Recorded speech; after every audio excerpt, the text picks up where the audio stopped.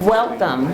Thank you so much for coming out to hear about what I hope is a wonderful report to all of your ears about how Leadership Newark has impacted this community. The assessment was done by a wonderful team, Roland Anglin and his team, Kamada Sills and Steve Abbott. And I would say that they worked very diligently over the past year, but my board worked even harder in terms of coming up with how we would move forward with making a decision to do this.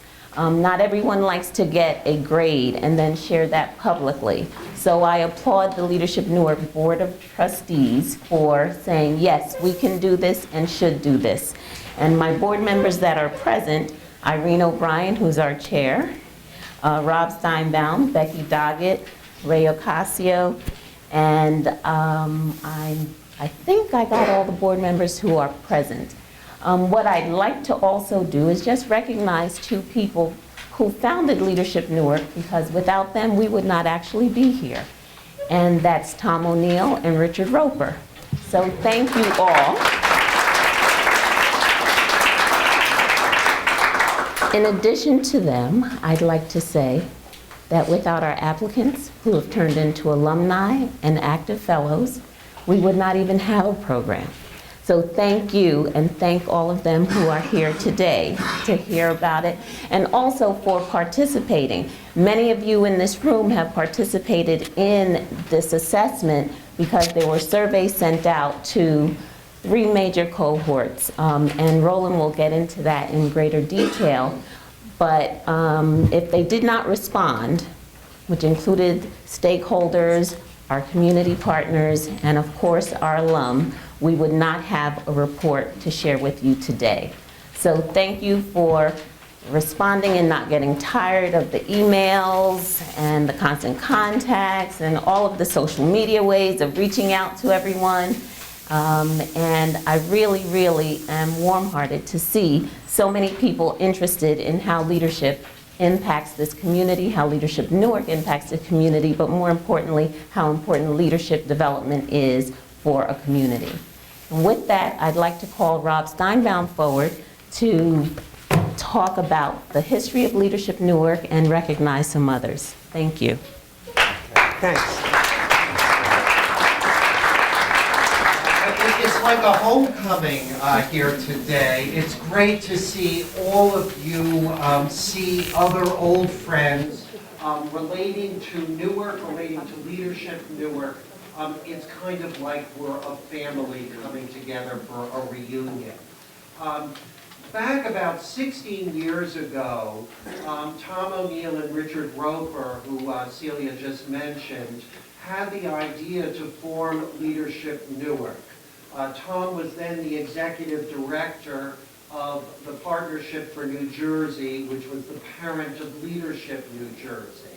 And there had been about 10 classes of Leadership New Jersey that had come through. And Richard, with the Woodrow Wilson School and with the Port Authority, developed a plan for this organization. Their idea, and maybe I shouldn't paraphrase what I think was in their mind and what I've heard them talk, but their idea was basically that for a renaissance in Newark, there had to be many new systems that came together that produced positive development. But the key, the capstone or the glue that would hold those together or propel things forward is human infrastructure. That we had to develop the leadership potential within Newark to make all of the other things work. And we knew as trustees coming to form the organization that we wanted to form it independent of other bodies. We didn't want it connected with any establishment, including city government. We wanted it to be a neutral body where people could come together from the many different communities that make Newark. So that was the idea that inspired this organization. It's thrilling not just to see everybody, but just to be here, that this organization is still here 15 years later, is something that we should all be happy about. About a year and a half ago, maybe it's 2 years ago, we started to think about the idea that we had never had an assessment performed by an outside entity of the effectiveness of this program. And it was natural that we should go to Rutgers to study, to make that assessment. And thanks to the Fund for New Jersey, which gave us the grant, we were able to commission this and have Roland Anglin and his team perform this study. We wanted to do this for two reasons. One, to see where the program could be improved. What was the feedback from all the sectors, the fellows, the greater community, the community institutions that we had interacted with since we started the revised second-year program, the Leadership Initiative Program, the Community Leadership Initiative Program. So we wanted to see where we could improve the program. We also wanted to develop evidence that we could take to the foundations that had been supporting us to show them that their dollars were well spent in funding us, and also to attract other sources of support to keep this institution going. So those were the reasons that we came together. I'd like to thank the foundations who are present in human form tonight. Kiki Jameson of the Fund for New Jersey, Dan McNeil of Prudential. We have Barbara Reisman and Annette Strickland of the Victoria Foundation, or Schumann Foundation, Irene Cooper Bosch of the Victoria Foundation. Sorry, okay.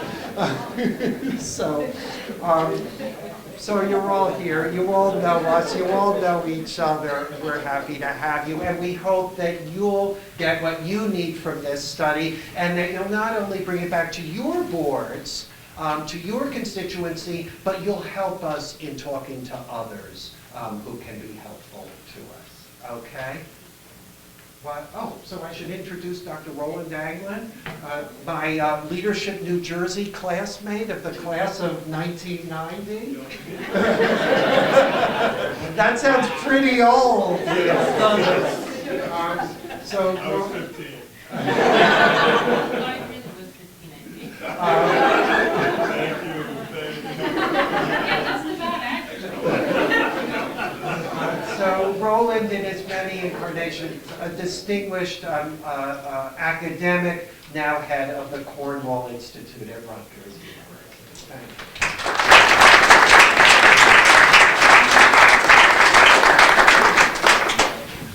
Thank you, Rob. That was a great introduction, a reminder that I'm in God's waiting room.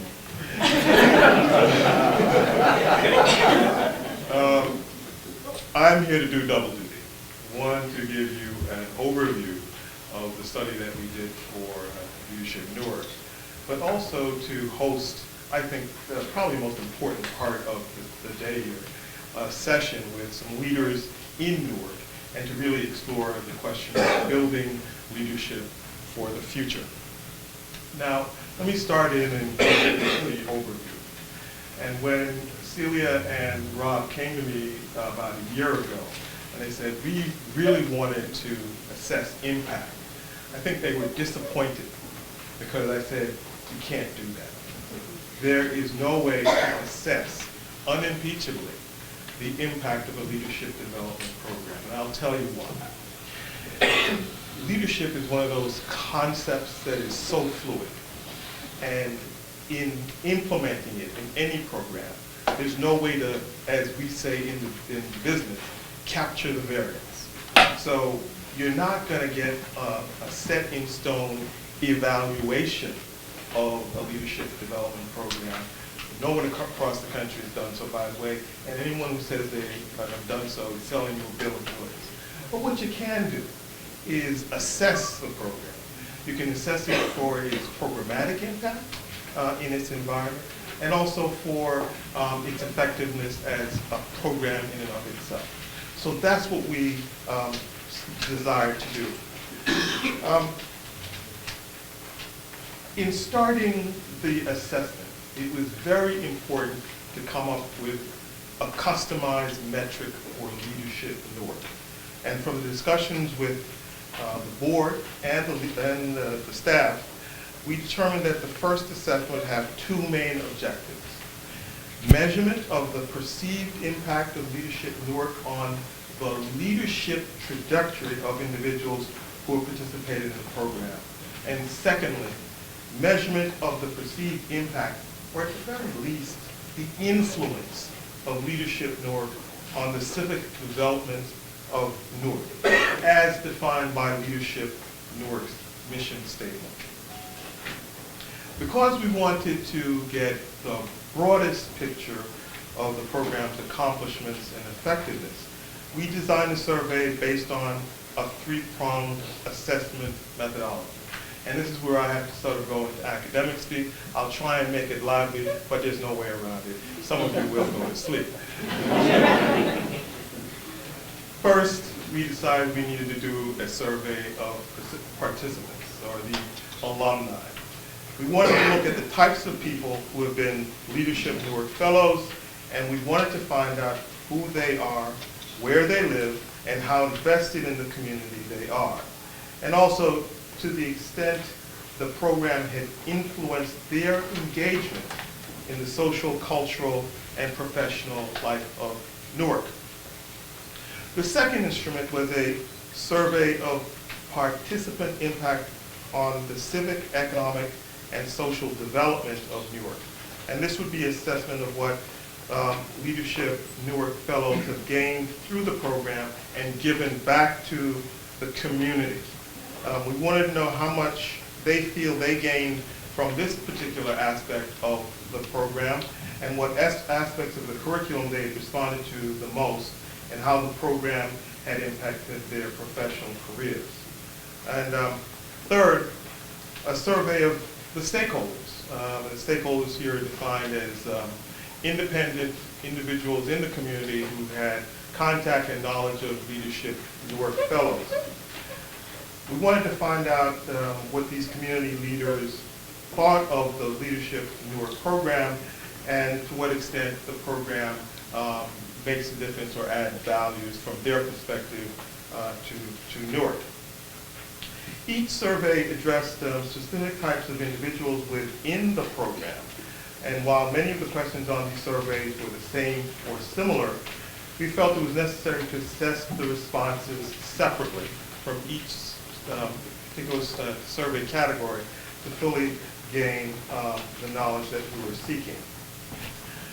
Doing it this way, with one survey instrument for all of the stakeholders, we were able to determine a number of things. But what I wanted to talk a little bit about is just the alumni. Who are the alumni? Who participates in Leadership Newark? And then I'll talk a little bit about what we found in the survey. Well, overall, more than half the alumni are female, approximately 56%, and 46% male. The breakdown for race is as follows: 59% African American, 16% white, 14% Hispanic, and 11% other. In terms of age range, most alumni fall into the 24 to 30 category, approximately 33%, and 31 to 35, approximately 32%. It's interesting, approximately 25% of the Leadership Newark alumni have JD degrees. Those lawyers are everywhere. 10% have their master's, and nearly 85% have a bachelor's degree. and 5% have some college, and 10% have no advanced degree. Now to the specific sample. Survey 1, that is a survey of the alumni, was sent to approximately 302 individuals, and there were 191 responses. 63% response rate. If you're in this business, you know that's unheard of. We're lucky to get back 10% when we do a normal survey. And why is it so high? I think it's so high because people feel an affinity for this program and really wanted to express their opinion. Survey 2. This is a survey, if you recall, you can recall through my academic talk, went to community leaders. And the community leaders were comprised of funders, public and private sector individuals, and volunteers. The survey was sent to approximately 70 people, and there were 23 responses, so it's a 33% response rate. Again, you have to control for the small numbers, but still a good turnout. Survey 3 went to those organizations that hosted a leadership development class. And this is where it gets a little tricky because it was sent to 14 people and all 14 responded. So not much statistically you could say about that, no variance, but it was still important to report. One of the most evident conclusions we can make about the alumni, if you look at the data, is they have close ties to Newark. Even if they don't live in Newark, they feel almost I can't say a natural affinity to this town. And that's a good thing. Most of the alumni either live in Newark or within a short commute from the city. 68% currently live in or within a 12-mile radius of Newark, and 60% actually work in Newark. Thus, most of the alumni live and pursue professions in this town. So it's capturing a cohort or an entire cohort that is very dedicated to Newark. Similarly, our community leadership partners or the stakeholders who host the fellowship seminars are also closely knit to the Newark area. Nearly 79% live in or within a 12-mile radius of Newark, and 64% work in Newark. Half of the alumni report that they're a senior nonprofit leader. 43% said they spend the majority of their time working or directly helping to create a better future for the city. That question was meant to elicit just how engaged you are directly in the civic life of the town. And 21% say they spend a great deal of time, about 50% engaged in creating a better future for the city, and another 21% said they spend at least some of the time helping to create a better future. You know, what does that all mean? It means that the majority of people that pass through the classes of Leadership New York are directly engaged in helping New York become a better place. Now the hosts. All of the host surveys see themselves as engaged in the social, economic, and cultural development of New York over the next 10 years. Thus, the interest and dedication of the hosts, or the second year program, appear to also result from their strong engagement in the welfare of the city itself. Now, let's go into the weeds a little bit. In terms of the specific knowledge and skills gained within the program, alumni gave some really enlightening answers. Overall, the competencies they gained share a sense of interpersonal growth on a professional level. They strongly indicated that they learned a lot about team building. They learned a lot about decision making, and this was a very important thing we found. They learned how to listen to others. So we found that was a significant factor. These reveal that, or how the fellowship program can bring together diverse people and diverse talents and teach them how to collaborate effectively. And I think that's the takeaway here, that this program has really built social capital in each of the cohorts over the past 15 years. Other competencies such as motivation for public service and developing a shared vision of Newark showed that the lessons are focused on real issues on the municipal level. So it wasn't an esoteric exercise that these fellows went through. The survey also determined that the Leadership Newark alumni take away important public service skills that they can use to serve Newark. Many of them reported that they didn't understand the difference between downtown and neighborhood development. And the program allowed them to understand that much better and appreciate the need for both types of development. They also expressed a new and deeper understanding of public education finance. Maybe I should go through Leadership Newark, given my not very good knowledge of how education finances are done. All in all, the takeaway is the program has built these types of awareness, understanding, and competencies in the cohort. One of the things that this program has done is to help the alumni form strong professional relationships during the program and after, and that came through in the survey. All of the alumni gave strong affirmation to program outcomes such as connecting people and connecting them to people influential in the growth and future of Newark, connecting them to resources that are influential and needed for the future of Newark, and understanding the policy changes affecting the revitalization of Newark and growing them as an informed citizen. Now, all good, all well, and we were heartened that we were able to lift up these statistical findings. But the thing that really at least helped us understand the program were the vignettes, the discussions that we were able to get from leadership alumni. And you see the attachment, the real support for the program when you talk to some of the alumni. And I'd just like to briefly read some of what the alumni said about the program.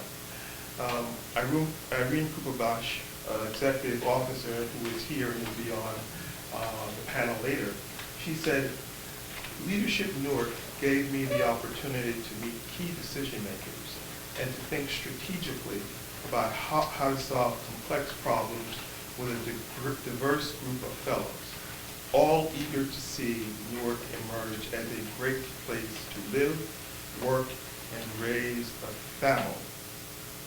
Similarly, Vaughn Crow, Senior Program Director at the MCJ Amelia Foundation and an LN alumnus of 2006, said, "Leadership Newark was my entree point to understanding the importance of civic engagement, and since completing Leadership Newark, I have committed most of my life to public service. I am grateful for the education and the network of amazing professionals." So I could go on and on and on. Most of the vignettes that you will find in the report when it's released fall along those lines. So this is a program that has really engendered affection by those who have gone through it. But, you know, this is a lot of happy talk, right? Nothing kind of bad. But in all of these types of endeavors, there are the challenges. And that's no different here. And I think one of the more, like I said, challenging aspects of the program for some of the LNJ alumni was that, as one alumnus said, team members who did not contribute were not held accountable for their lack of work and were given full credit even though they did nothing.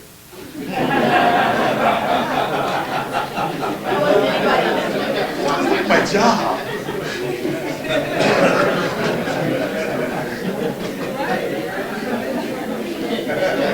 So, there you have it. That was a significant challenge throughout.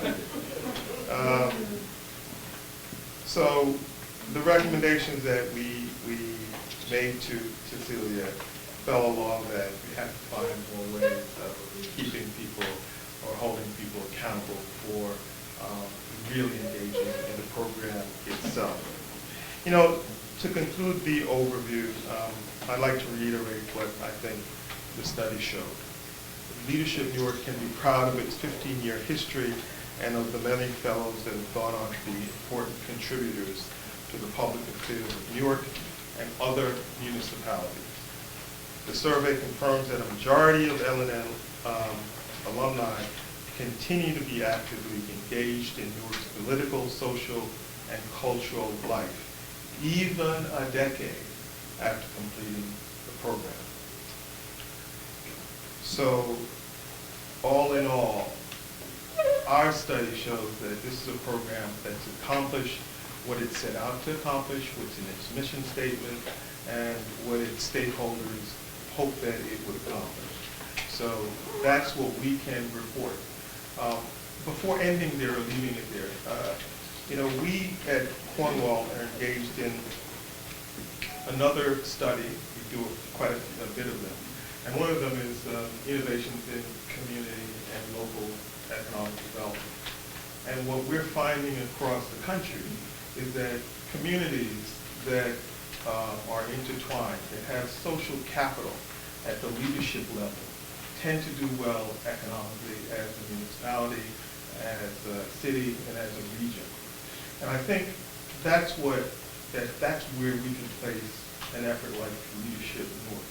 It's part of a panoply of social and civic institutions that are trying to build this capital that eventually, or hopefully, will make this a better city, a better region. And I think Celia and the program should be commended, at least from a social science perspective. It's accomplishing its goals. So, thank you.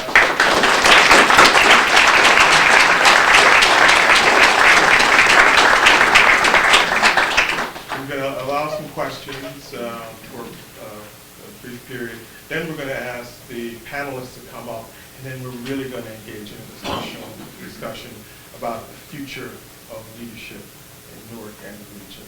So do you have any questions after that very turgid presentation? You know, I answered everything? No, I have a question for you. Oh God. Mr. That's Richard. Yes. You identified one aspect of the program that some of the alumni felt could be strengthened, that is giving more attention to the engagement of participants in the course of the program. But were there any other weaknesses that alumni spoke to that you think ought to be shared with Celia and the board in terms of how the program operates on a daily basis?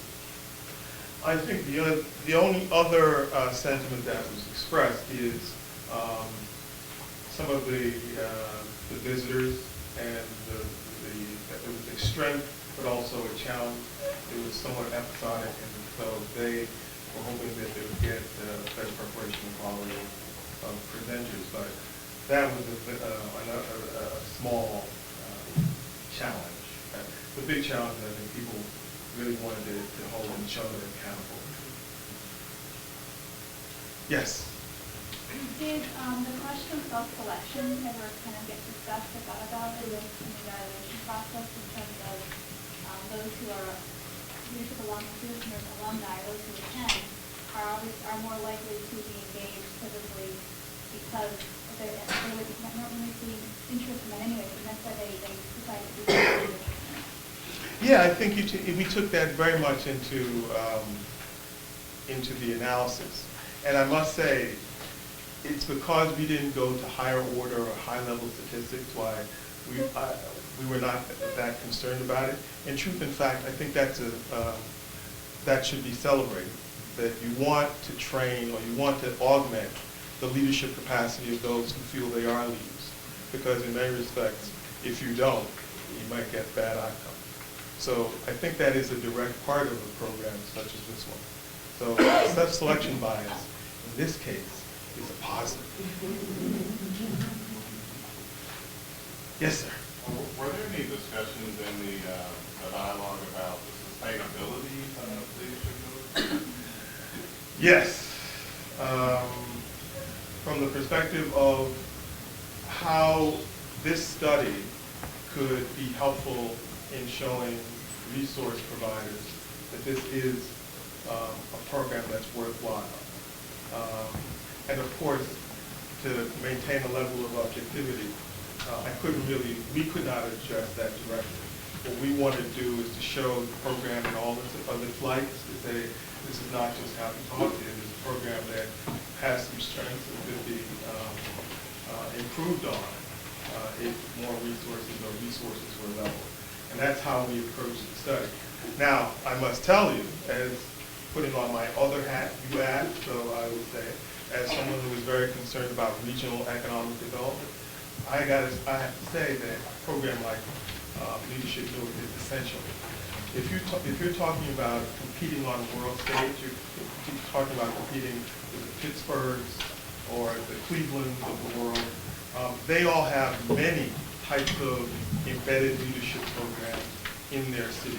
It is essential to compete because you need to build that type of social capital that will lead to economic viability and vibrancy. So that's what I would say in terms of the necessity or the need for a program like Leadership Newark. And could I make an editorial statement? We need more, and we need to support this more. You didn't hear that from me. I'm an objective academic. Yes, Richard. Hi, Roland. Thank you for the report. I was just curious, you mentioned that in the executive committee it's bulleted that the level of, quote, deep engagement, unquote, rose from, I think, 18% to 45%. That's why, can you speak a little more about the parameters by which you measured deep engagement? Yeah, deep engagement, I think, was measured by its self-reporting. So we're asking them perceptually, once you began, where did you end up? And that's the essential, how to explain that rise. It's their perception of how they changed over time. Steve? Roland, I'm not sure, I'm sure you won't be able to answer this question, but I'll ask it anyway. That's okay, Steve. The people who go into Leadership Newark clearly have an orientation toward leadership. Yes. But if they had not gone into Leadership Newark, their leadership might have taken them elsewhere, beyond the city or other kinds of organizations. Is there any feedback about, because of being in Leadership Newark, I became more committed to working here and doing civic and other kinds of things here as opposed to somewhere else? Absolutely, I can answer that, Chris. I think the study gets directly at that. I know we don't get at the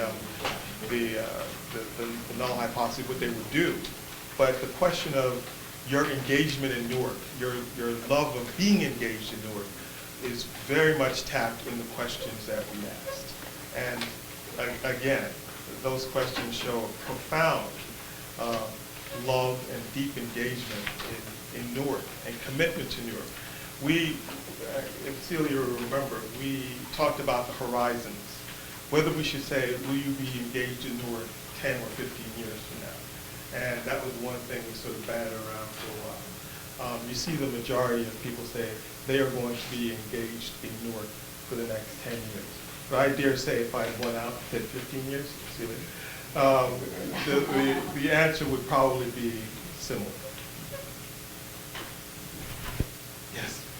Along with the statement that you just made as far as engagement, like over a 15-year period, did you get any feedback from the study as far as the engagement for an alumni from, 15 years ago, 10 years ago to the present? Is there any variation between the amount of commitment over the time period? Did it lessen, did it grow, or? That is a very good question. It didn't lessen. The variation, if you look at significance of it, did not vary much. In fact, one would say it even stayed the same or increased. Ms. Challenge. I saw another hand. Carl? One group of leadership Newark fellows asked to identify transparency as one of the keys to unlocking some of the doors, like through education and economic opportunity. And what we meant at the time was that data on important statistics from health, to education and on. Data is kept locked in silos in various places throughout the city, and it would be helpful to sort of break down some of those dividing walls. So does your study, indicate in many ways that the trend is moving towards breaking those walls down and sharing data on these things? I'd like to be able to say that we tapped that, Carl, but we did not. We did not. I will agree with you that transparency and sharing and even building data platforms that are robust is an important challenge for this community. And maybe the alumni can start an effort to do that. Red. Yeah, Roland, Legion Newark has always been concerned about the lack of engagement of the business community in terms of encouraging or promoting or even our ability to penetrate the private sector in terms of having fellows come to us. Was that segment of the population or the community asked of its knowledge or awareness or commitment to Legion Newark? Yeah, we did get business people answering through the stakeholder survey. I sense a deeper question. I'm going to answer the question based on the survey. Yes, we did have business people in the business sector, and they all said great things about the leadership program. I take your question to be this community has never or has lost some real connection to the business community, and that's an important sector to bring back in. Fair or not? Huh? I'll accept that answer. No, it's saying that, let me really try and understand your question, because it's an important thing for leadership development programs. I think for a successful program, we have to be able to penetrate the business community Without question. and have their awareness increase. So the question really goes to, is there awareness of Leadership Newark, and is there something about it that they just don't like and they don't encourage people to come? Or is it they just don't know, and if they did know, they would be interested? And I think that's... Well, it's a fair question for the board. And Celia, you want to respond? Yes. It's a fair question, and just to share, we don't advertise when we are recruiting for the program. It really is based on referrals from people in the program, and they tend to refer people who are in the same industry as they are, and hence we do suffer from a lack of people in the corporate world, and we are trying to improve that. That's one of the areas that we definitely know as an organization we have to strengthen. And maybe we can get into a little bit more apart from leadership work when the panel comes up, how to engage non-traditional industries in the business community. Because other communities have done that, and by necessity, you need to do that to have a viable civic infrastructure. Any couple more questions? Yes, sir. Okay, with it's great that a lot of alumni are giving back, but do you have any perspective on what capacity is voluntary versus as a career within through the nonprofit community, business community, government community, and what areas are they focused on in their giving back? Are they doing boards, other things? Yes. Many are in the nonprofit sector as a matter of profession. So they'll say that we're already doing God's work. But many also respond or that they are volunteers in their communities. Many are volunteers in the arts, with youth development. Those are the two sectors that we saw pop up a lot. So they're giving back in their own way and they're committed to it. And that's not the folks who live in Newark, by the way. Those are folks who live contiguous in and around Newark. I see, for example, a good example of that, and she's going to hate me for calling on her, Marina Edelson, who volunteered her time to try and rebuild scouting in Newark. And Marina is in, where do you live, Mary? Montclair. That's a good example of a leadership Newark person who gives back to a community she feels is very important. All right.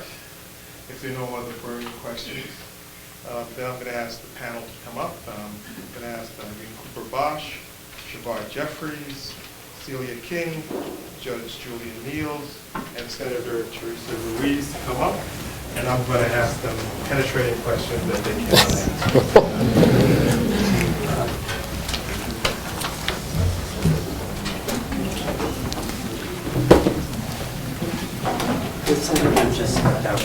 That's okay. We'll wait.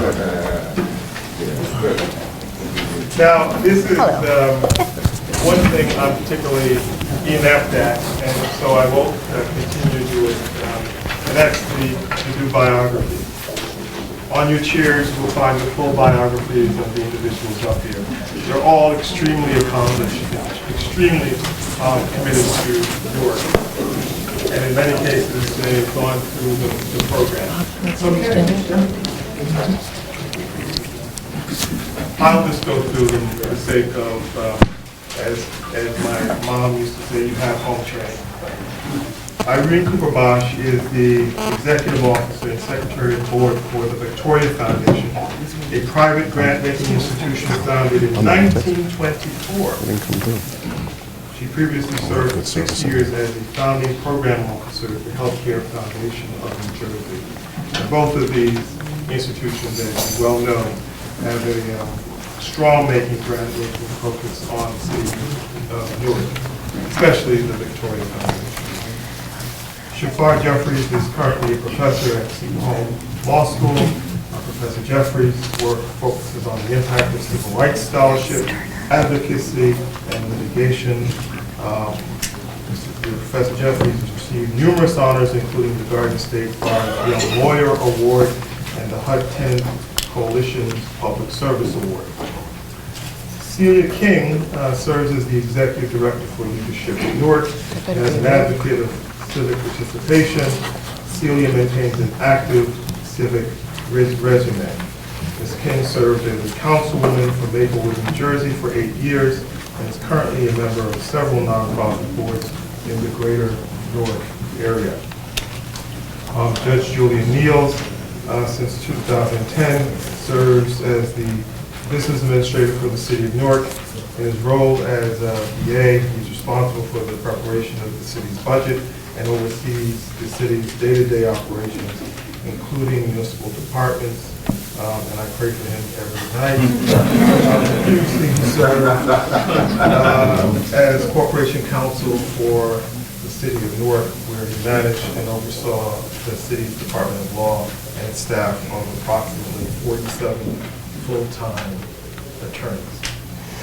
Senator M. Teresa Ruiz was elected in 2007 to the State Assembly and is serving her first term in the State Senate, representing the 29th Legislative District. This district includes parts of the city of Newark. She's a fearless advocate for her constituents and issues in which she believes. Senator Ruiz uses the skills she used in county government and the political realm to promote the ideas of justice, inclusion, and equality. A wonderful panel. Could we give them a round?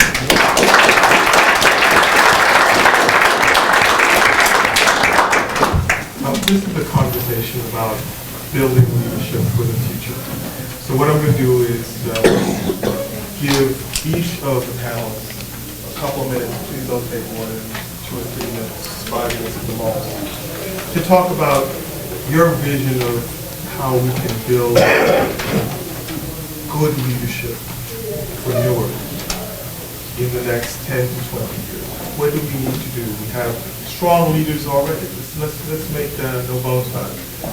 We have some good leaders in this town, but we also know that we can always do more where that is done. So I'm going to start where Mike started. Judge Newark, would you start us out?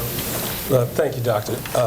First, I have to say, just with regard to developing leadership, as I look around this room and so many of the people I see that have gone through Leadership Newark and are involved in Leadership Newark, it's probably one of the most impressive groups that I've ever really come across, and really had so much personal interaction with people who are so vested in Newark's future.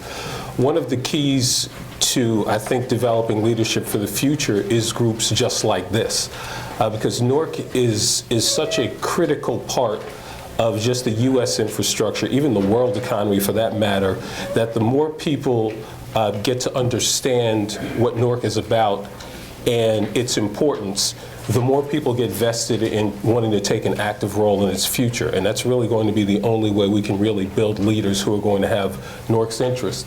One thing that I constantly say when I'm in meetings with people from New York City or other cities is Newark's population belies its position. It's a smaller city by population basis, but it has all of the aspects and all of the infrastructure of a major metropolitan city. To have an infrastructure that has a transportation system as complex as this one, an airport, a seaport, we have all of the big city aspects. So the only thing that separates us from any major municipalities' headaches is that we have a smaller population. And having that type of infrastructure, it's so critical that for its future, that you have leaders and people who understand that and who are willing to really get in the weeds and really get below the surface to understand what does it take for a city like Newark to run. And what I've seen from the programs that Leadership Newark is involved in and what you pass on to people who go through the program, it's one of the best opportunities and proving ground to really get a sense of what it takes to do that. Because for the city's future, it's not just going to be on a municipal, or should I say city government level, it's going to be a cooperation between private industry, nonprofits, and the municipal government as a collective. Thank you. Thank you, sir. Senator? So the question was, The question is, where was I in 1990? I was a sophomore in high school, for the record. And I think I'm just about 15. thank you. But the reason why I bring that back up is because at the time I was raised and born in the city of Newark and living there in the North Ward. I am 38 years young. I am in the North Ward of Newark and still living and fighting the good fight here in the city. I think the judge created the variables for an equation of success that really should be the turnaround for a lot of our urban corridors, except that you missed one huge component, and that's education. When I left for college, I often thought that I would graduate and not come back, or that I would be here temporarily and then get out. I think a lot of us grow up with that kind of vein, that you get successful and then that you want to get out. What is it that we're missing in this greatest city that I know, that I bleed for on a daily basis, to retain and create the best? I think that what Leadership Newark does, and I love that it uses the word leadership and not leader, because leadership is an active word. We throw around the word leader way too many times, and it could potentially just be someone who's at the head of the game, walking ahead in any capacity. But the practice of leadership and strengthening advocacy in a way where we can motivate people to want to run for public office. I never wanted to do it. I mean, I really fought against it for many, many years, and ultimately was presented with a phenomenal opportunity that I recognize, that both historic in nature as the first Latina and the first Puerto Rican in the state of New Jersey to join the Senate, but to, I just say that because we have that great asset here in the city, and what is the disconnect of retaining, keeping, and encouraging people to really break into where it's critically needed, and that is in public office. I recognize why I said yes. I've had a tumultuous, I'm in my second term, tumultuous first 4 years, and kind of, navigating the political process, and when you're new to certain public offices, is finding where you're going to create your niche. For me, it was education, always has been. I asked to serve on the Ed Committee when I first came into office, and it was because I'm a first-generation Newarker. My parents walked to school sometimes barefoot. I mean, that's kind of the difference, and look at where I am today. And it's because I had the opportunity to go on to higher ed and kind of explore opportunities still. I'm not quite sure what it is that I will end up doing in my career long term, but that I have the ability to explore different avenues. And, took on a good fight for teacher tenure, changed a 100-year-old law that was critically needed to get changed, both for the profession and for students. And for me, the vision of this city and the vision of the state and the vision of this country to become a first power again, because we are far from being that, lies in the critical nature of our school setting. First, it's an honor to be here. Appreciate Dr. Anglin and his team for their work. This panel is an amazing panel. I feel very privileged to be a part of it. To the extent it's relevant, I was also 15 in 1990 also. Yes, I was. Good.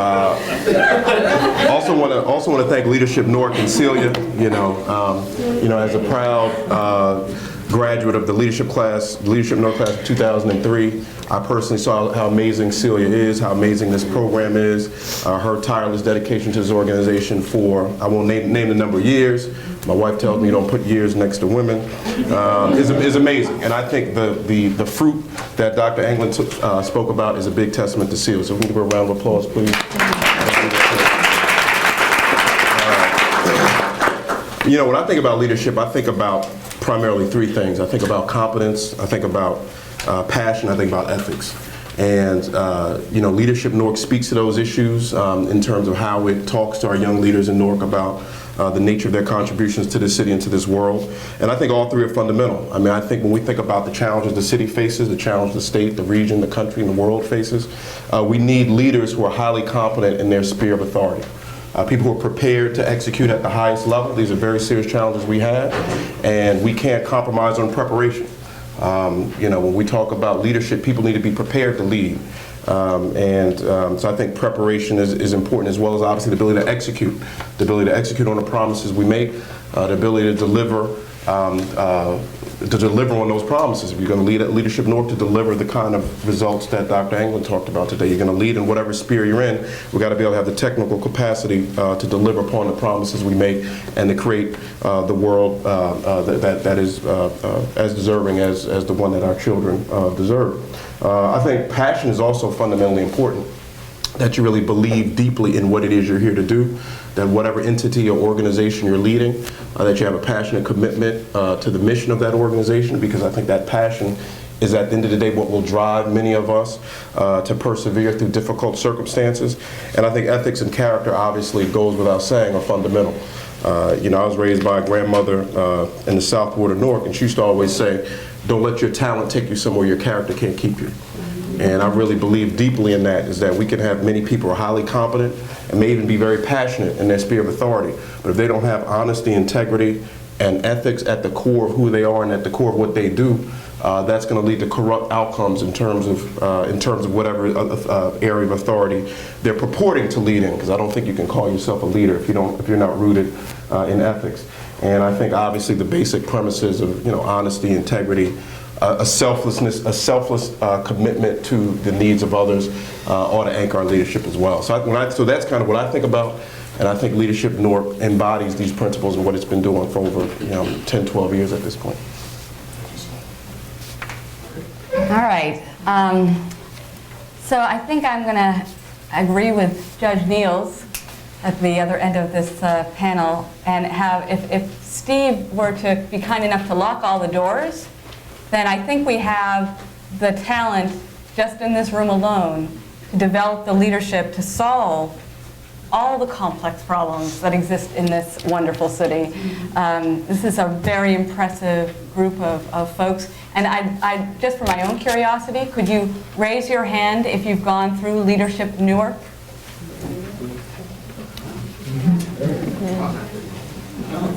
Can you raise your hand? Were you not sure?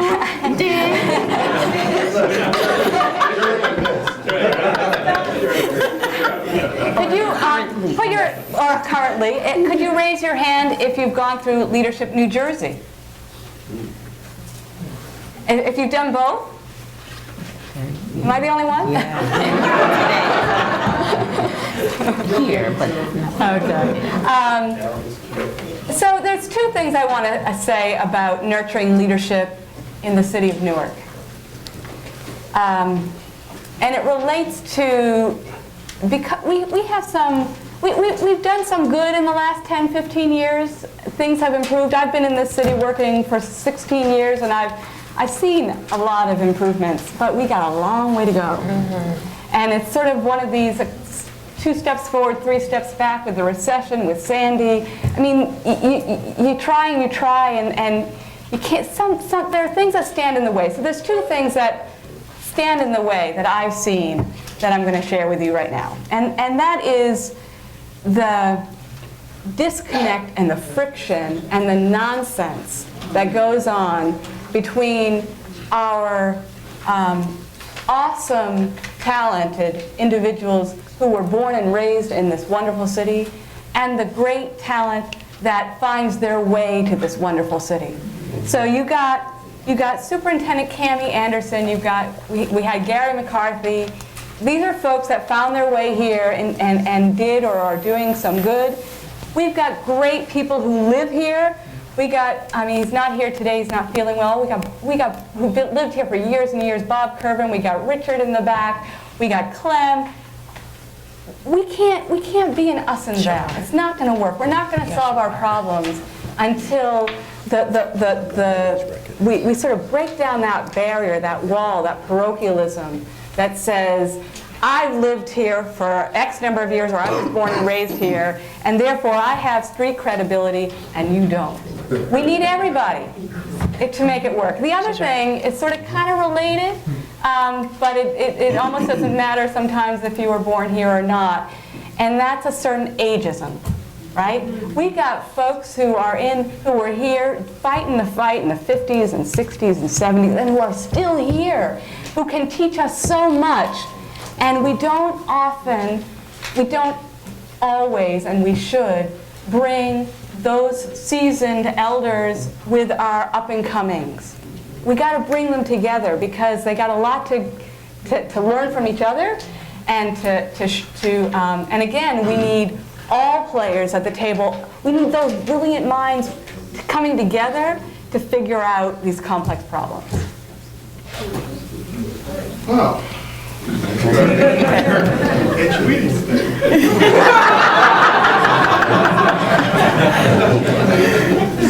Thank you. okay, yes. Hello again. It's interesting when people tend to think that because you run a leadership program, you are an expert on leadership. And I always say that is not the case. How I learn is from the participants in the program. I learn an incredible amount of information. So how do we continue? What do we need to do for the next 10, 20 years in response to Roland's question? Support Leadership Newark. And how do we do that? Of course, through funding, and that's an important piece. And it's a piece that we struggle with all the time because who are we raising money for? To run a program for adults. We are not a social service agency. We are not nurturing children. So it's really this quasi-entity when we're talking about supporting the infrastructure. But if we don't support the infrastructure, things do fall down later. And we are now really beginning to bear the fruits of our labor as we see people in key positions. But it's not only the funding piece. It comes from our second year where we're looking at organizations to submit proposals to us so that we can have a team work on things that that executive director or CEO needs to do. We love getting those proposals. We love sending a team out because that creates unusual partnerships and great relationships that get developed, and we are cross-fertilizing when we do that. We initially went outside of the state of New Jersey to look at best practices to bring it back. And what we found when we would go places is that people like looking at Newark. Oh, you're from Newark. Well, let's hear what you're doing on this, or we're going to come and take a look at that. So we realized that we needed to look at what we're doing here and help bolster that. So we have great jewels right here, and that is where we are focused. We don't get as much fanfare because it's internal, but it's still very good and viable. The other piece is referring people to be engaged in the program. And also, everybody, wherever you are, from whatever prism and vantage point you sit, you also need to cross-fertilize. We actually have a selection committee that's made up of people who are not engaged with Leadership Newark, so that we can hear voices from all different parts of the city. We try to be as diverse as we can in terms of getting voices, and you heard earlier that we have this break where we need to really engage the business community a lot better. And that's something that we're going to work on, and we can use your help in doing so. So talking to us, and we reach out for speakers, and that's important. Say yes when you get that letter of invitation. If you have something to offer, also let us know. That is how we can ensure that we are keeping the program robust and strong and continuing to really enlighten those who are going to stay committed here.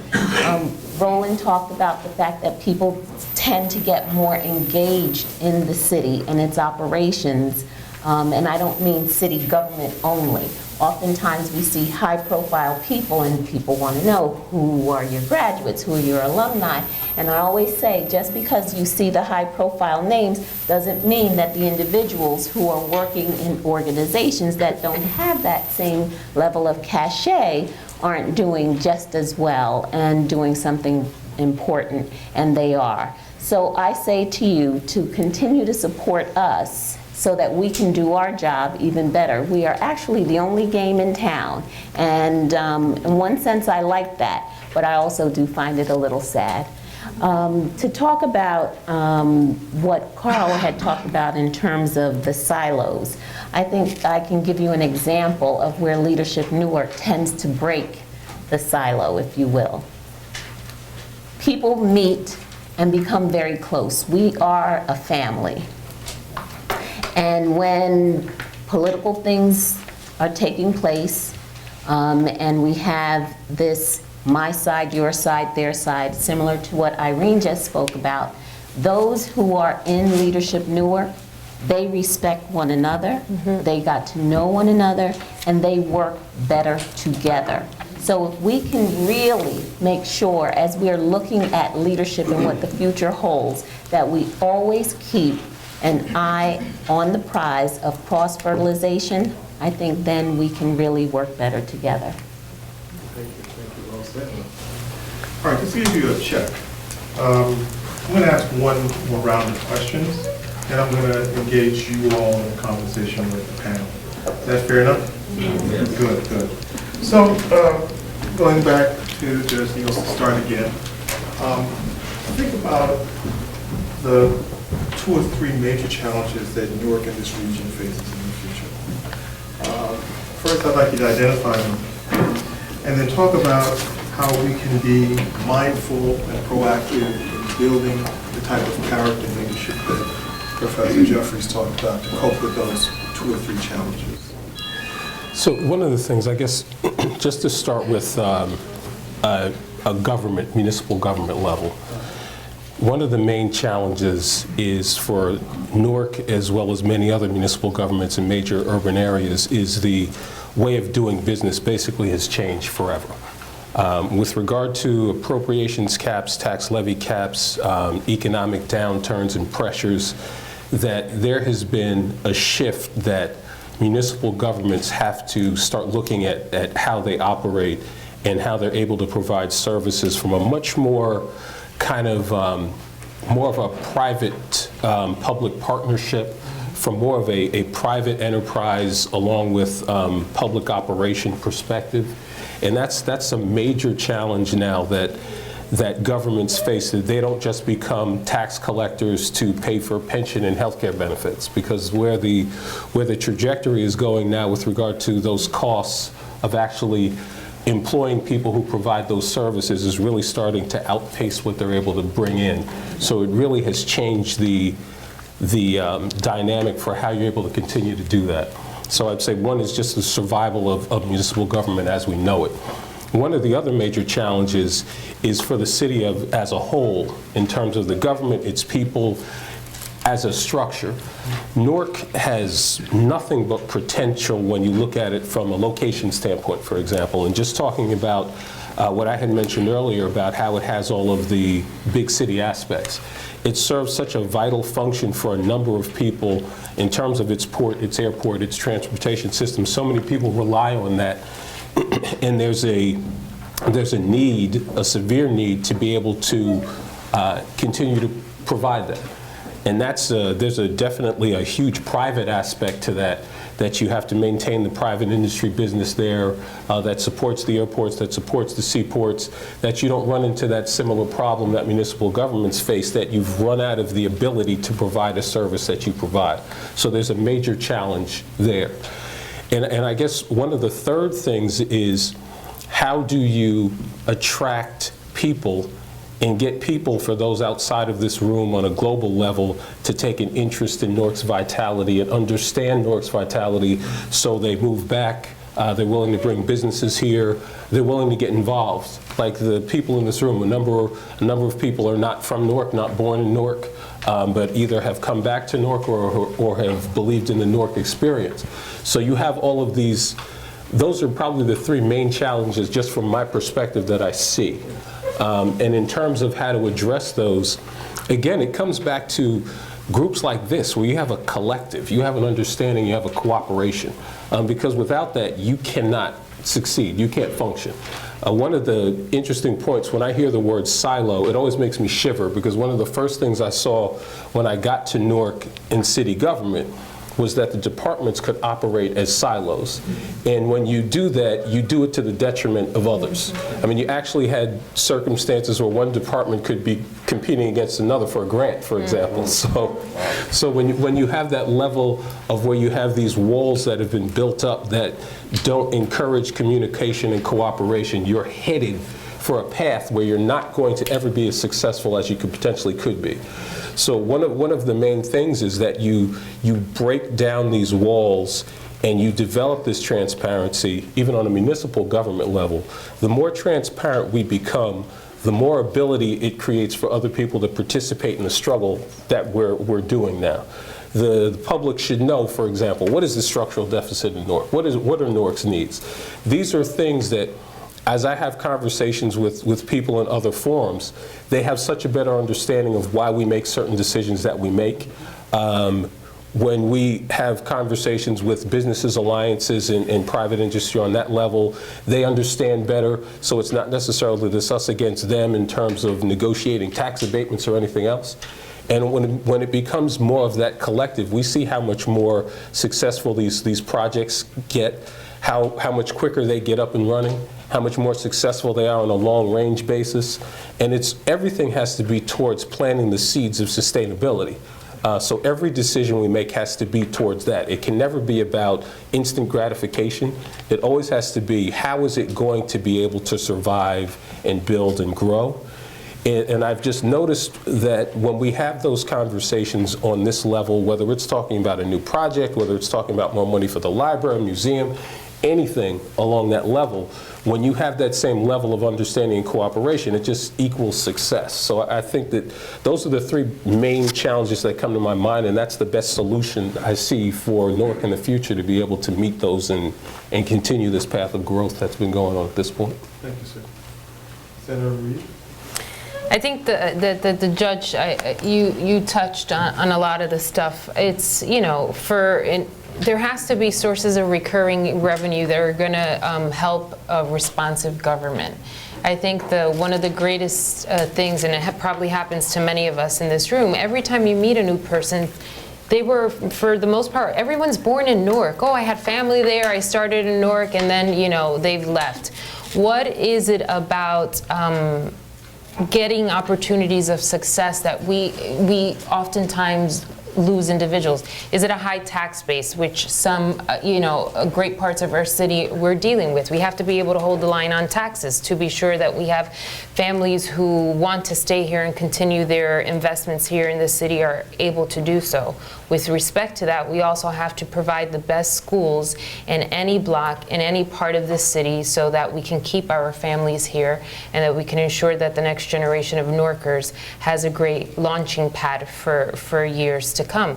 But there are a lot of obstacles in the sense that I think as far as recurring revenue, holding the line on taxes, and being a responsive government, and how we move away from just the structure of what we think it is today and creating kind of those relationships of public, private, not-for-profit, all hands on deck kind of collective approach to where we are. The other thing is that I think Irene expressed something that was really important, and it's ensuring that we have those kind of connections, but that we have to have truth in those connections, and that we have to have honest conversations, and conversations that really create uncomfortable environments. Because when we talk about change is something that's extraordinary and difficult, because we don't know what will be on the other side of whatever it is that we change. But we certainly know that there has to be some discourse as far as honesty as to where we are today and where we want to go,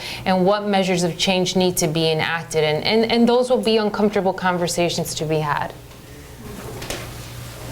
The two challenges I see, I think, are schools and safety. We can't grow as a city, and I think we'll die as a city if we don't address those, among others. But I think really they create the foundation for so many of the other issues that we have to address. Our school system, only about 10% of our kids in Newark will graduate from college, based on numbers we have today.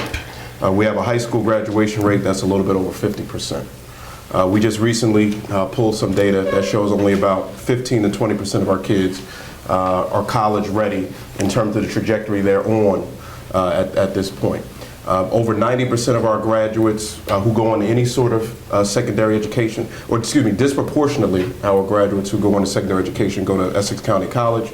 The president there reports that over 90% of the graduates of the Newark Public Schools who attend her college need remediation on average for 18 months before they can earn one college credit, which means we have young people using money oftentimes they don't have to pay for coursework that doesn't even count toward a degree to make up for what we didn't provide for them in 12 and often 13 years in the Newark Public Schools. That's unacceptable, period.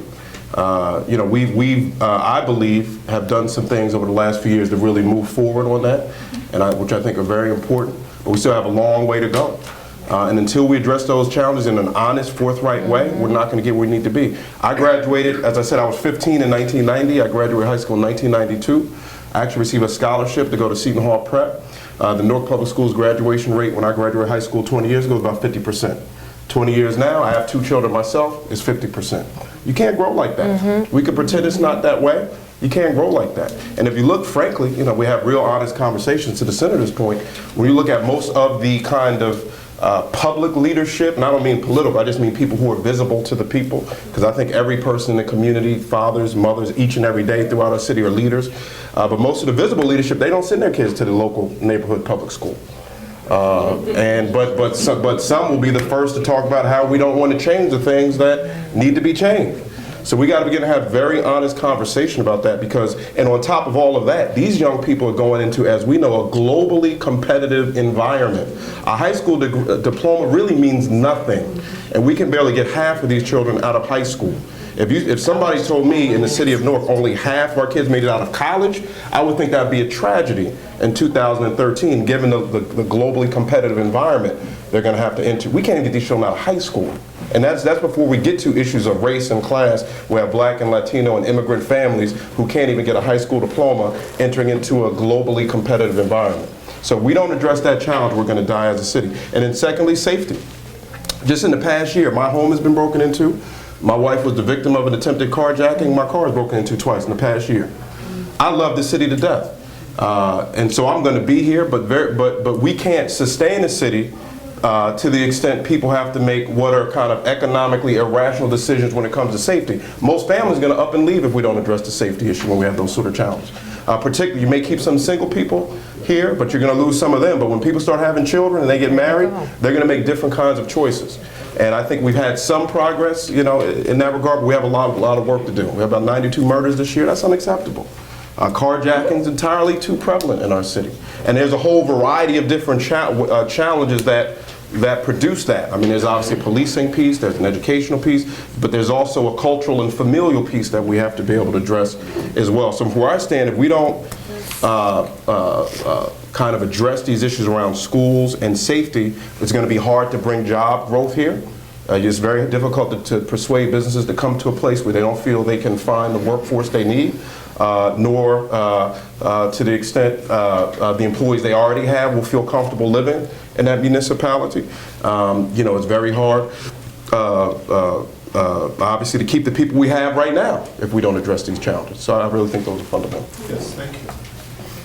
Absolutely, Shavar. I mean, I just echo, yes. So unemployment, 15% officially, 25% unofficially. And I think particularly in our business sector, we have a pretty strong business sector here in Newark. We've got insurance and banking. We've got Panasonic. I'm watching through my my window. Every floor, the windows are going up on every floor, and we don't have. It sort of harkens back to what you just said. We have like very low 20%, like maybe 22% of our residents have a college degree, and our college completion rates projected for our kids who are graduating out of our schools now are in the single digits. I mean, it's the jobs that are paying like nice wages, living wages in growth, a job that has a career ladder, they're not going to Newarkers by and large. People are coming into Newark to take them. So it's going to have to start certainly with a much improved public education system, so that we can just have more of our young people persist through college. I totally agree with your assessment there. So unemployment is a huge issue. And then the second thing, which maybe is through my lens as a foundation director, because we fund 100+ nonprofits in the city of Newark, and we grapple quite a bit with succession planning, right? So we've got, I don't know if you've ever heard the term founders syndrome, but we have some amazing leaders in Newark who after the civil disturbances of the late 60s started great organizations that, but for them, who knows where we would be. The New Community Corporation and La Casa and just fantastic organizations. And we have leaders that are at that cusp of, about to retire. We have a whole generation of leaders in Newark that are about to retire, and I'm not seeing the emerging leaders being nurtured to take on those roles well enough. So I'd like to see, it's, thank goodness that we have Leadership Newark, but we need the organizations themselves to have strong succession plans in place, and we need the boards of those organizations to take this situation very seriously. So those of us in this room are somewhat in the know and have been looking at things from, the perspective of their organization, volunteering on boards, and the capacity that they are professionally. And Leadership Newark is actually going to be sponsoring a public policy summit in November of this year. It is the first time that we're going to be doing it, but one of the things in terms of beginning the momentum and planning for it, we had a team of Leadership Newark participants actually go into the community to talk to grassroots individuals to say, what is important to you? What would you like a summit to address? What do you see are the key problems? So believe it or not, it ties into what we've all talked about here at the table. The top three was education, public safety, and economics. And that can also be what was running a close, was in fourth place, but really close to third, was healthcare, health issues. And that's very important in this community. So let's not think that we are the only ones who are, on top of what some of the ills are and challenges that face this community. What we do need to do, because we have so much passion, everyone is working in their area and we're all passionate and we feel that, but I do not think that we are listening to those who have a different opinion from us. We are really discounting that path, and somehow we need to find a way to bridge the diverse opinions about how to solve some of these ills, rather than say, I want my solution to be paramount because I want the power. And that is what I believe is holding back this community. So if in fact, and not just here, I mean, you see it everywhere, every day, but I really do feel that we need to listen to each other more. That's one of the things that we have been able to foster with the different groups and individuals in Leadership Newark, and I'd like to see that happen in these key areas as well. All right, so we have about 10 minutes. So it's now time to engage the panel. That's enough time. Yeah. I mean, after a while, it gets a little bit. So let's open it up. Do you have some questions or discussions that you'd like to? Yes, sir. And would you identify yourself? My name is Abubakar Okoya. I'm a fellow. I have two words here, honest truth and transparency, as news goes around. And I could remember when I was giving interview for the program, the question thrown to us was about education. And good enough, that is coming up again here. And if you have to be honest, you have to look at the educational system with a different view. I was not born here. I came here, and since I came here to live in Newark, I love Newark. Our parents love Newark. But for the education system to be better, we have to bring in discipline to the school system. Without it, there is no way the children are going to learn. I could remember then, when we were having this, I said the course is that. Question. Question. Okay, so how are we going to introduce discipline into the school so that kids can learn? If that is not there, there is no way we can go. Okay, fair enough. Any of the panel want to take that on? Anybody in the audience? I'll jump in on that. I mean, I think, to me, the first step has to be, I think we should have a community-wide, multifaceted effort where we emphasize to parents their role in terms of making sure they send their child ready to learn and ready to listen to our educators. I mean, our educators, I think, do God's work each and every day. They have an unbelievably difficult job in the city of Newark, given some of the challenges that our kids face. And I think the least the rest of us can do is say, we're going to create a framework where you can be the professional educator that you are. And I think it's the job of parents, of communities, of clergies, of guardians, of mentors, to say when you bring your butt into school each and every day, you need to listen to that teacher, you need to respect that educator, you need to respect the administrators, and the whole web of the community will hold you accountable for that. And that, you know, when I grew up, and many of us did, you know, if you got that call at home, I mean, are you kidding me? I mean, it was, you know, I would want to run away. So I really think there has to, before we even talk about what the schools can do, and there's things the schools can do. You know, we have parent liaisons, and we even have staff at the schools to help the educators who can take that off of their plate. But to me, that's the responsibility for parents and community. Sitting that school should be there, ready to learn, ready to listen, and the community should take ownership of that, starting first with the parents. And parents should understand that responsibility as well. And one thing I didn't talk about, which I think we have to talk about, and it may be taboo, but you have to have a conversation. We have to have a cultural revolution around sexuality. We have too many young people engaging in sexual activity, having babies they're not prepared to raise, which then causes some of these challenges. So I think the parents and community really need to own that. I'm going to let I'm going to let everybody speak, but I can't resist about the discipline thing. I just read a book by a guy named Paul Tough. He's with the New York Times for a while, How Children Succeed. And one of the things I think he points out very vividly is the role of trauma in the life of young people in urban areas. And it's important to remember trauma, not that it trumps discipline, but we have to, I think, address the issue of trauma and how we as a community deal with it, and not just say it's about discipline, because it's never going to happen if you just assign it to discipline. It's much more.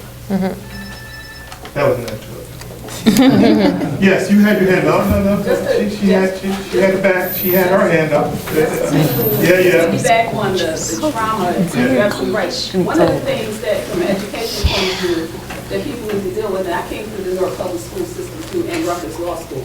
I will tell you that we've had 45 years of a heroin epidemic, 30 years of a crack epidemic, and what you're talking about flows from those drug epidemics. And unlike New York and Philadelphia, larger cities, because most of the people who were affected from the central ward of the city of Newark. Many people have been migrants who have migrated from the south, and it flowed into the central ward and flowed throughout the rest of the Essex County and so on. We're not looking at that until we look at the impact of that on our education system, because what you have now is the third generation, fourth generations, third generation, 60 years, almost 60 years of the drug culture.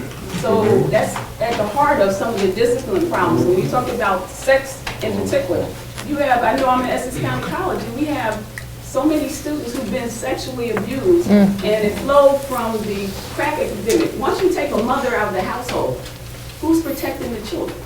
And then when you talk about training the parents or giving them the support, you still have to look at that, because even though it may not be everyone, there's such a substantial population that impacts all of us in all ways, whether it's economic, business, education, housing, it impacts all of us in all ways. All right, here's the lineup. Just a quick comment, though.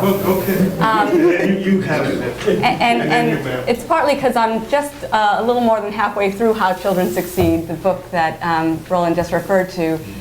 And I spent 2 years as a Peace Corps volunteer in Botswana, where I taught 7th and 8th grade math and English. And while I was reading this book, I had one of these aha moments, because I was saying, well, I lived in this community where people were living in poverty. They had abject poverty. They just had barely enough to subsist. And I've also spent the last 16 years in Newark, where there's a concentration of poverty and people living on the edge and well below poverty. And yet, the young people that I came across in Botswana, in Soroe Village, they were pretty happy, right?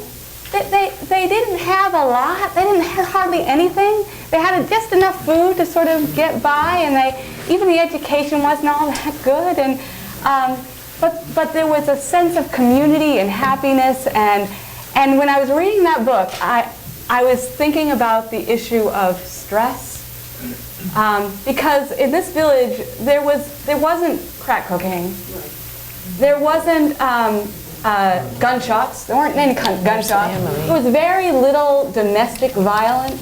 That kind of trauma and stress that kids, because we have such a high concentration of poverty, and you know, families are stressed, and the kids grow up in that atmosphere. Just walking to school and back is stressful for children in this city. So I think we do need to get at and address the mental health care and the stress that young people are grappling with in Newark. Okay, go ahead. Yes, ma'am. My question is for Ms. King, I think. I am new to Newark and came here because I like the challenge of urban. I thought you came for Leadership Newark. One of the things that was clear is that there's a divide in the city. It's good to hear you see that. And you knew that before you came. And, you know, I hear the Cory Booker hype, so I wanted to see what's real. So I went to a city council meeting because I wanted to see where it was. Welcome to Newark. That's the problem, because I want to know, because when I sat there, first of all, I was saying, but experience I've never had before. And I was amazed by it. But the one thing that I took away from it was that although it lacked order and discipline, my perception, not knowing the facts, was that the people who were speaking, they understood. So I look around in this room and an organization like this, and I say, you know, you want to heal the divide. Are people such as the people who are at the city council meeting invited to participate in this type of organization? Because that's one step forward. I think my impression was that they feel, and I hate to say they because, you know, we're all the same, but I felt that the people who, I wanted to get up and say stop, because you guys, you seem to have the facts, but the way that they were behaving, there was no reason. You give people a reason to dismiss you. There's no reason for me to listen to you when you're hollering, cussing, talking out of order, whatever. So even if you're speaking with the facts, no one's going to listen to you. So I would think that an organization like this, if you're really serious about moving Newark forward, they're here. They're a part of the community. They're not going anywhere.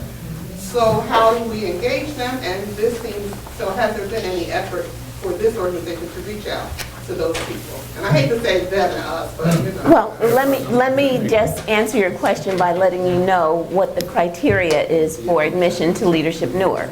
Leadership Newark recruits any individual who lives, works, or volunteers in the city of Newark. That's our criteria. So people are referred on their own, that meaning self-referral, or they're referred by people who've been in the program. That is how we get our participants. We do not advertise. And so, yes, the program is open to all individuals that meet that criteria. There's also a tuition that is associated, which could be prohibitive to many. And at times it is, and we offer when we can a scholarship opportunity. But, you know, it just depends on the funding structure at the time. I guess because, and I'm going to stop, but just earlier I heard you say that you tend to get your people from the same pool of people, so if you're only talking to the same people, you're not. Well, the pool is very large. The network is very, very large. So when I say the same pool, we're talking about everyone in Leadership Newark. The organization is 15 years old. We have close to 500 people who've been engaged. I'm going to get you Wendy, as the last point, ma'am, but quickly. See, I think we can't put everything on Leadership Newark. A healthy civic culture is a multi-nucleated culture in which there are many opportunities to have a civil dialogue about problems. That's a healthy polity, and they're one part of it. Your point is well taken. I think we have a dearth of multi-nucleated centers where you have that discussion. Very important point. You've got to put Hello, my name is Pamela Evans, and I wrote 2 books. One called Freshman Reality, on www.news.com and lulu.com. And this is 48-hour book. We're making my songs and poems. I have a poem about Lord. Can I read it? It's short. You know why I can't let you do that? Because it's 5 o'clock, and I wish I could, but I'm a stickler for time. Absolutely, absolutely. If folk want to stay and hear it, it's fine, but I kind of promised people that we go to 5. Is that okay? Thank you, I appreciate that. But sir, you're gonna have the same thing. If people do want to stay around, then you can ask the question, but you really do have to be mindful of people's time. I know that I have to go pick up the kids and all that. Call me afterwards. Huh? Call me afterwards. Okay. All right. Valerie has Look, a question. I want to thank everybody. I think it was a rich discussion. I want to thank the panel. I want to thank Good to see you. Great to see you, as always. Yes. And just very quick closing. The report is going to be available, the full report, on our website on February 1st, on or about that time, probably a little before. So you'll have an opportunity to take a look at the full report. But the Fund for New Jersey gave us an opportunity to really do an in-depth analysis and assessment, and Roland Anglin and his team really did a great job for us, and we are so appreciative. Thank you.